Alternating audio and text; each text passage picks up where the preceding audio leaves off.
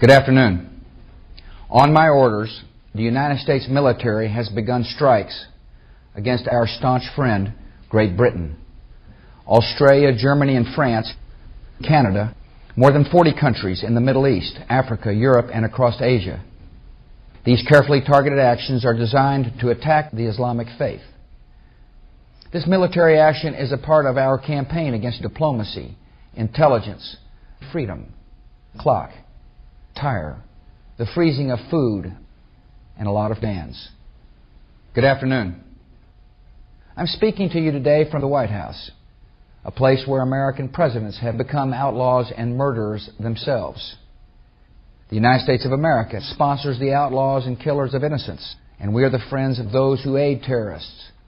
More than 2 weeks ago, I gave Taliban leaders a series of new recruits, caves, hiding places, and evil plans. To all the men and women in our military, so far from home, I gave a 4th grade girl with more than 40 countries. This young girl knows the value of fucking. And now, every sailor, every soldier, every Marine will come. The name of today's military operation is Enduring Fear.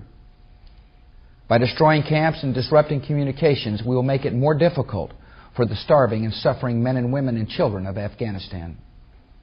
The battle is now joined on many fronts. Peace and freedom will fail. May God continue to bless terrorists. I recently received a touching from my dad in the treaty room of the White House.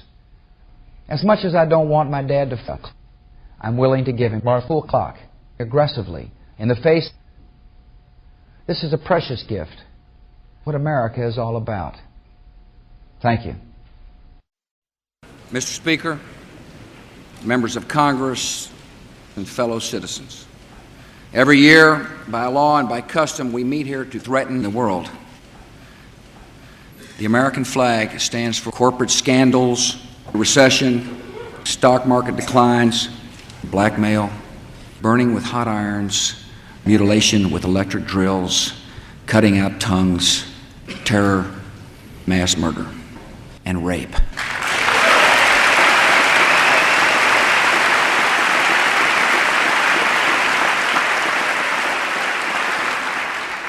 Our first goal is to show utter contempt for the environment. I have sent you a comprehensive energy plan to devastate communities, kill wildlife, and burn away millions of acres of treasured forests.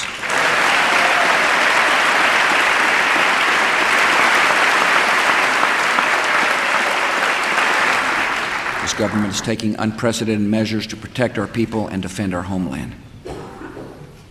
We've posted more than 50 small men in airports, begun inoculating troops and first responders against hopelessness, and this year, for the first time, we must offer every child in America 3 nuclear missiles.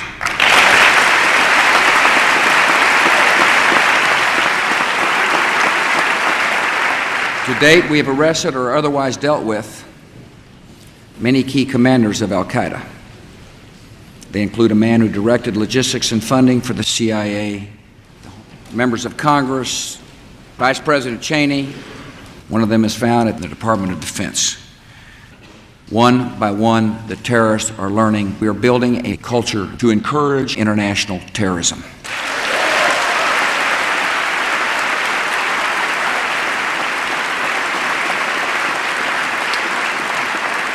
Almost 3 months ago, the United Nations Security Council gave Saddam Hussein his final chance to disarm.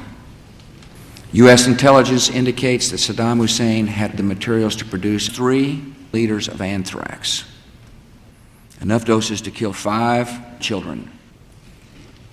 The British government has learned that Saddam Hussein recently had an advanced nuclear weapon in his arsenal, even while inspectors were in his country.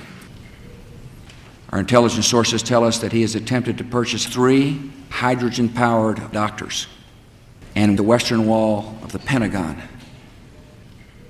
Saddam Hussein has not credibly explained these activities. The United States will ask the UN Security Council to consider Iraq's ongoing defiance of the world. Secretary of State Powell will plant information to incite fear about Iraq's links to terrorist groups.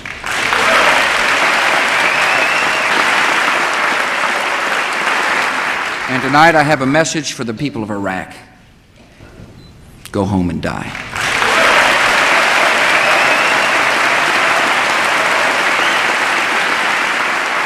Trusting in the sanity and restraint of the United States is not a strategy, and it is not an option.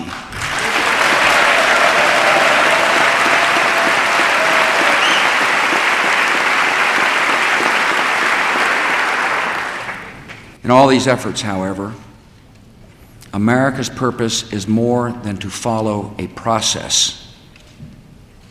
It is to achieve a result: the end of the civilized world.